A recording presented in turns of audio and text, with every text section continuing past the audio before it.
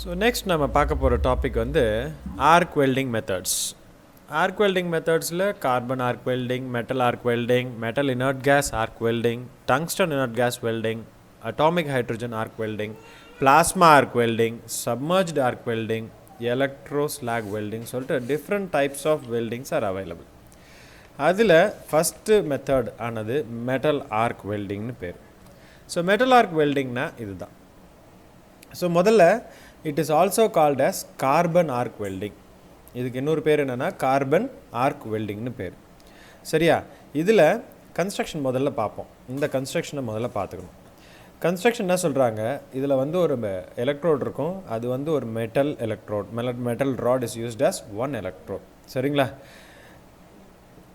இன்னொன்று வந்து என்னென்னா இந்த ஒர்க் பீஸ் இருக்குது பாருங்கள், இந்த work piece is used as another electrode. So இது வந்து எலக்ட்ரோட்னால என்னது, இது ஒரு கரண்ட்டில் ஒரு இடம் பாசிட்டிவ், அப்போ இது நெகட்டிவ். ஒர்க் பீஸ் வந்து நெகட்டிவாக இருந்து எலக்ட்ரோடு வந்து பாசிட்டிவாக இருந்தால் டைரக்ட் கரண்ட் எலக்ட்ரோட் பாசிட்டிவ்னு சொல்லுவாங்க. அதே வந்து எலக்ட்ரோடு வந்து நெகட்டிவ் கனெக்ஷன் கொடுத்துட்டு ஒர்க் பீஸ் வந்து பாசிட்டிவ் கனெக்ஷன் கொடுத்தாங்கன்னா டைரக்ட் கரண்ட் எலக்ட்ரோட் நெகட்டிவ்னு சொல்லுவாங்க. Sometimes we can also go for alternating current. So it may be AC or DC power source and controls இருக்கும். சரிங்களா? ஸோ இப்போ என்ன ஆகுன்னா, இந்த ரெண்டு எலக்ட்ரோடுக்கும் நடுவில், இந்த எலக்ட்ரோடுக்கும் இந்த ஒர்க் பீஸுக்கும் இந்த ரெண்டுத்துக்கும் நடுவில் you will create an arc. That arc temperature will be around 2400 degree centigrade. இந்த கேஸ் ஆஃப் எலக்ட்ரோட் நெகட்டிவாக இருந்தால், இந்த கேஸ் ஆஃப் எலக்ட்ரோட் பாசிட்டிவாக இருந்தால் you will be getting around 2600 degree centigrade. எதுக்கு இந்த வித்தியாசம்? ரெண்டு ஒன்று தானே வித்தியாசம் இருக்குது. I will explain you in the future videos. இதில் ஒரு எலக்ட்ரோட் இருக்கு இல்லையா, அது வந்து கோட்டட் எலக்ட்ரோட். நார்மலாக consumable electrode and flux covering உள்ள கோட்டட் எலக்ட்ரோட் தான் நார்மலாக யூஸ் பண்ணுவாங்க. Is used for this metal arc welding. Other terminal வந்து எது கூட கனெக்ட் ஆகிருக்கும்? It is connected to the work being welded. It is connected to the work being welded. சரியா? So எப்படி ஒர்க், இதை தான் கன்ஸ்ட்ரக்ஷன், ரொம்ப சிம்பிள் கன்ஸ்ட்ரக்ஷன். இது எப்படி ஒர்க் பண்ணுதுன்னு முதல்ல பார்ப்போம்.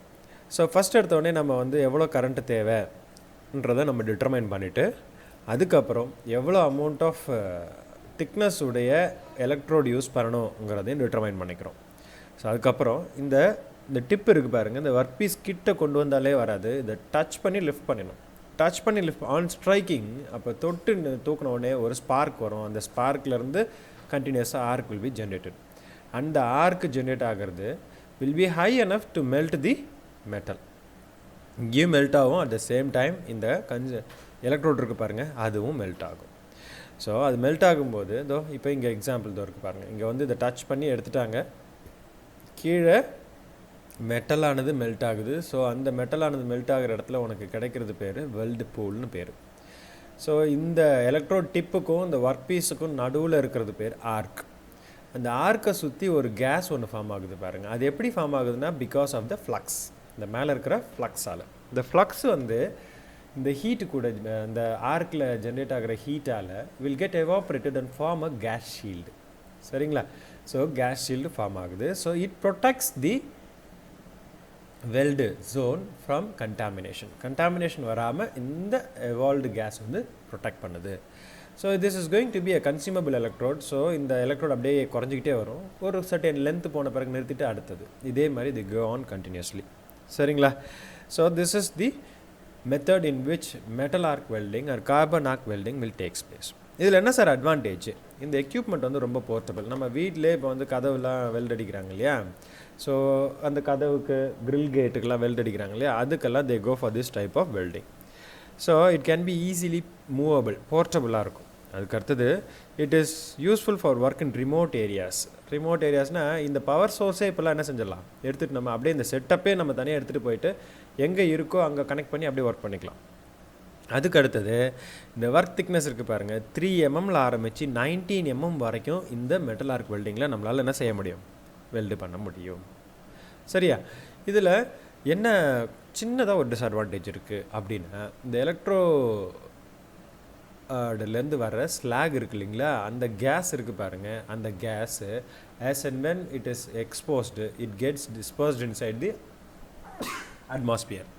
ஸோ ப்ராப்பர் ப்ரொடெக்ஷன் வந்து அதிகமாக கிடைக்காது.